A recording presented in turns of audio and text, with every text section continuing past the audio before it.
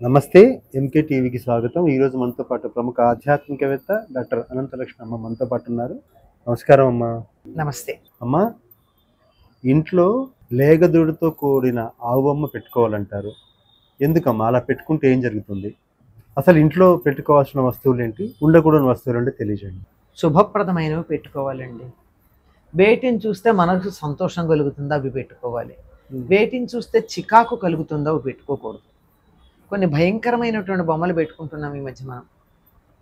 వికారమైనటువంటి బొమ్మలు, అసలు cartoon figures అంటూ ఉంటారు. అవి ముక్కు పెద్దది, చెవులింతవి, నోరిక్కడిని, ఇలాంటివి చూస్తే ఎలా ఉంటుందండి? మనకే నెగిటివ్. పిల్లలు ఏమైనా మరి వాటిని చూసి వికృతంగా వికారంగా ఉన్నాయి గనక కాసేపు వాళ్ళ కాలక్షేపంగా ఉంటుందేమో కానీ మనకైతే వాటిని చూస్తే సంతోషంగా అనిపించదు. దేన్ని చూడగానే మన ముఖం వికసిస్తుందో అటువంటివి పెట్టుకోవాలి. పూర్వులు తప్పనిసరిగా ఇళ్లల్లో మంచి దేవుడి బొమ్మలు కానీ, లేదంటే మీరన్నారు లేగతో ఉన్న ఆవు. లేగ అంటే ఆడదూడ, మగది కాదు.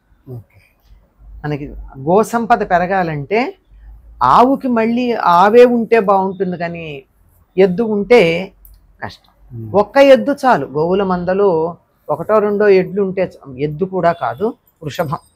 ఎద్దంటే మళ్ళీ దాన్ని బండికి కట్టేదాన్ని లెక్క వస్తుంది. తేడా ఉంటుందిగా రెండిటికిను.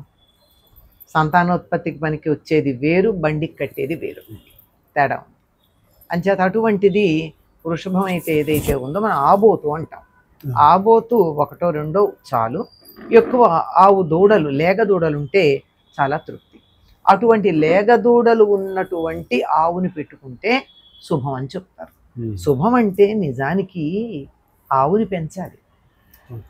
ఆవుని పెంచలేక ఆవు బొమ్మ పెట్టుకున్నారు. తర్వాత ఇంకోటి ఏమిటంటే, కృష్ణ విగ్రహం దగ్గర ఆవు బొమ్మ ఉంటేనే అది తృప్తి. అని ఎలాంటి కృష్ణుడైనా పెట్టండి మీరు. ఒక కృష్ణుడిని మనం తెచ్చుకోలేం కదా, అందుకని విగ్రహం పెట్టి అందులో కృష్ణుడు ఉన్నాడు అనుకుంటున్నాం కదా.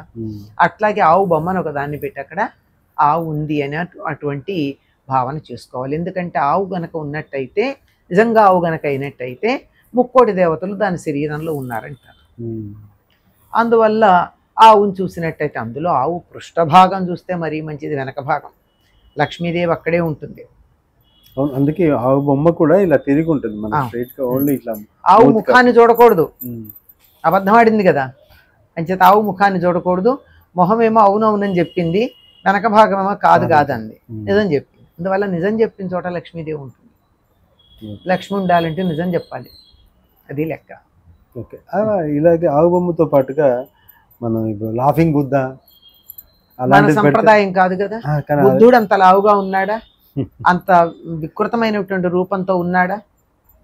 బుద్ధుడు అలా లేడే.